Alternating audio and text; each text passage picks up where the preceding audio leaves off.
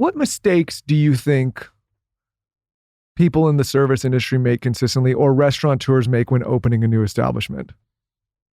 I think they don't really understand the back end of the restaurant. I don't think they understand how difficult it is.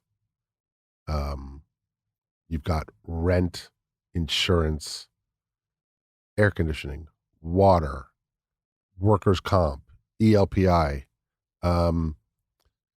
refrigeration. Like there's so many, expenses that people don't realize that are involved in the business. And then I think a lot of people are undercapitalized because they think, well, I'll just get to the point where I get open and then everything will be fine. And it doesn't really work like that, right? So I think a lot of people are undercapitalized. I think they have a naive understanding of what's going to work and what doesn't work. I fortunately, and I don't even know where I got it from, but I was willing to make sure that you were happy, not me, in the dishes that you were eating, right? And that's still today. We still come up with dishes that chef usually comes up with a dish and we chit chat about it. And I'm like, that's amazing. And then let's put it up as a special and see how people respond. Because I'm not the final arbiter. You are, right? And so I think more restaurants have to get to the idea that you're not delivering something that you want. Yeah, it's your perspective, and hopefully they're going to enjoy it. But ultimately, if they're not buying it, they're not coming back. And what do you think makes a great restaurant great? Because, I mean, especially in this city, you see a lot of stuff open and close, and there's very few that last as long as you or some of the others. Like, what do you think that differentiator is? I wish I could bottle it, because I've seen great restaurateurs and great chefs in great locations come together, and it just doesn't work. And then I've seen some people that just open up in a corner of a mini mall and it's on fire. So there is no like magic bullet. What I do know is that you better love it and it better turn you on. And that true hospitality, that real warmth that you can impart to people is what I think is probably the differentiator. Yeah, I don't know if this makes sense. I think about great restaurants the same way I think about great hotels, where we all know, like, you can go into a very fancy, expensive hotel that lacks warmth and it lacks hospitality. And you're like, yeah, this is, this 5-star establishment with all the fixtures and you could tell they threw all the money at it, but it just doesn't feel, I don't know how to explain. It feels sterile and feels clinical. sterile. And then there's those other places where you go and they feel like home every time. And it feels like, like a San like you Ysidro left ranch. just yesterday, right? It has that.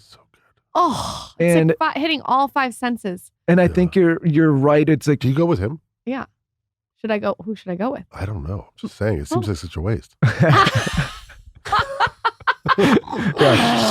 know, and his delivery while I'm trying to eat. I mean, Jesus Christ. But you've never really thought about like what that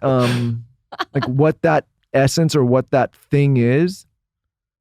Yeah. So here's a perfect example. So when we were designing the restaurant, we had a great architect, Jay Charles, and David Friedman, who built all the woodwork, and my friend Bob Teslimi, who was the contractor. And you're trying to do it, as cheaply as possible, but you're trying to create a vibe, right? So our whole goal was, what does a 1940s New York style restaurant look like in LA in 2010 without being a cartoon? So what does that feel like? What is it like if you were to walk down, those great old restaurants, you'd walk down the steps in the middle of Manhattan, and you come in and you're like, Jesus, how long has this place been here? That's what we were going after.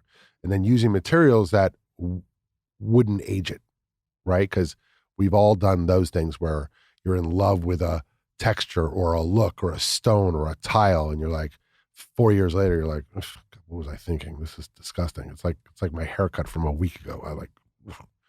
So, did you ever look at yourself like from 4 or 5 years ago, and you look at your hair and your clothes and you're like, what? I don't understand.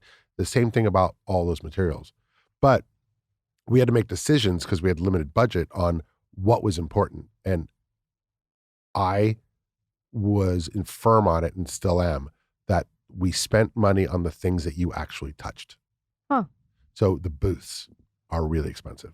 Smart. The woodwork is expensive. The bar was expensive. The lighting, so inexpensive, $750 a fixture. And then there's people like, I remember there was a restaurant called Murano. It was down the street from where we are now. And they spent like $2 million on like Murano glass lights, fixtures. And I was just like, it was stunning. But nobody ate there. And I remember thinking like, nobody eats the lights. Pay attention to the food, to like when you slide into a booth and it feels right, it's like a hug. And then the dishware, the silverware, the glasses, all the things that you touch are really, really important. The people who serve you at your restaurant, though, do have sparkle too. Good. Yeah. Everyone that I've ever, and I've eaten there a lot, has a sparkle. Because hopefully what we've done is we've inserted them into a system, but let them be themselves.